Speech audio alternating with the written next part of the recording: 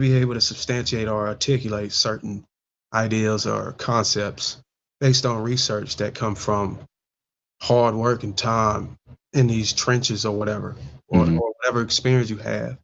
A lot of people just don't aren't interested in having those conversations. Remember at the beginning of this conversation when I said that there's two types of listeners, and that one of them are people that's typically more interested in whether or not it's actually true, and then the other group is more interested in how what you're saying makes them feel. What you're doing, what I used to do a lot, is I'm so focused on the outcome and is it true or not, that I was forgetting that second piece. That there are people who, if you don't address how they're feeling and how you're making them feel with what you're saying and your tone and how you're coming at them, they're hitting them with the facts isn't going to make them believe it. I have to address what's the emotional block for why you're not willing to receive this information. It could be timing. It could be me because I'm a man saying it versus a woman saying it. It's a whole host of things. So I don't take it personal. I'll give you an example right now. For Black women specifically, modern feminism, which they got from white women, is a greater risk to Black men in the Black community than racism today in 2025. She's shaking her head. No, that's fine. She's allowed to. She's allowed No, to. no. I just historically, I just be reacting historically. Hmm. Feminism is not from white women. Feminism is from white women appropriating black women's movement for civil rights.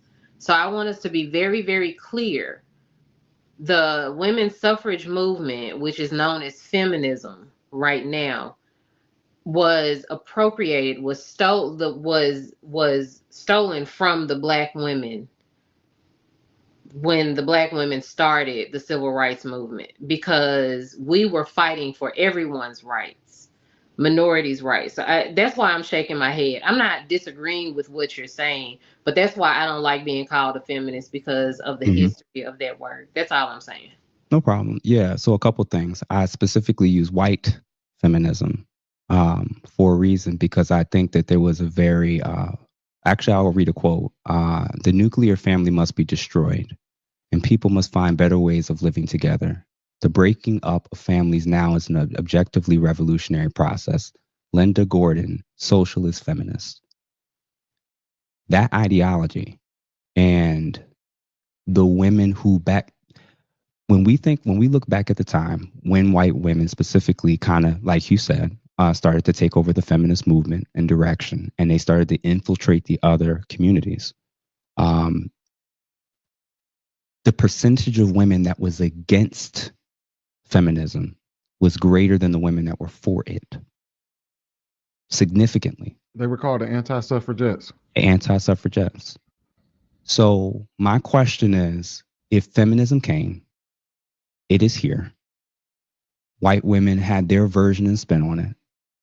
It was influenced heavily and propagated by the CIA.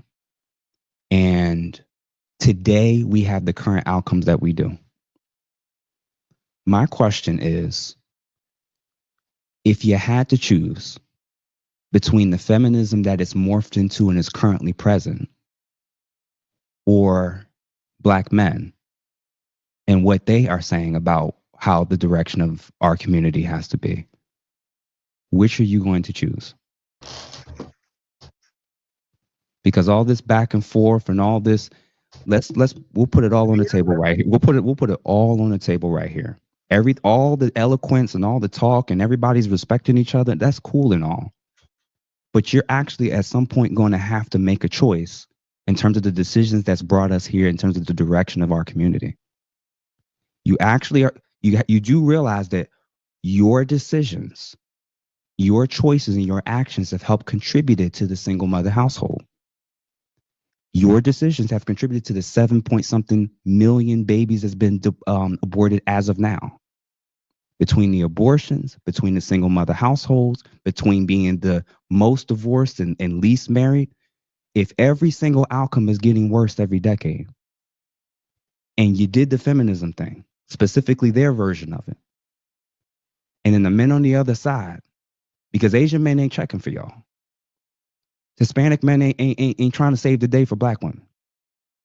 is a black man standing in front of you and saying, when you go home tonight and you wake up in the morning, which direction are we going to start to have to prioritize? Much of your talking points, not Bo specifically, I'm talking about women in general. If much of your talking points about what's the issue and what's broken and what's wrong with society all sounds like them third and fourth wave white feminists, that's the choices you've been making. You've made it clear whose voice of influence is going to be your priority in this community. And it's led to this outcome, what we have now.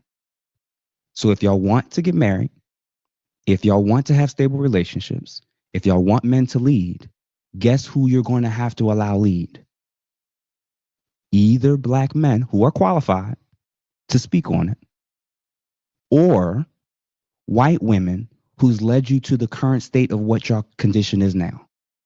You are worse now than you were during Reconstruction in almost every statistical form of measurement.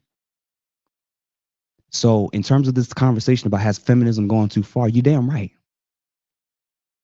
My view is there's a place for feminism, there's a place for equality, and there's a place for equity for women and for black women, but not defined by people that's outside of this community. Let's redefine what feminism and equality and equity looks like between us. Not people that came from the outside who tricked and used and manipulated our community to what we have and looks like today.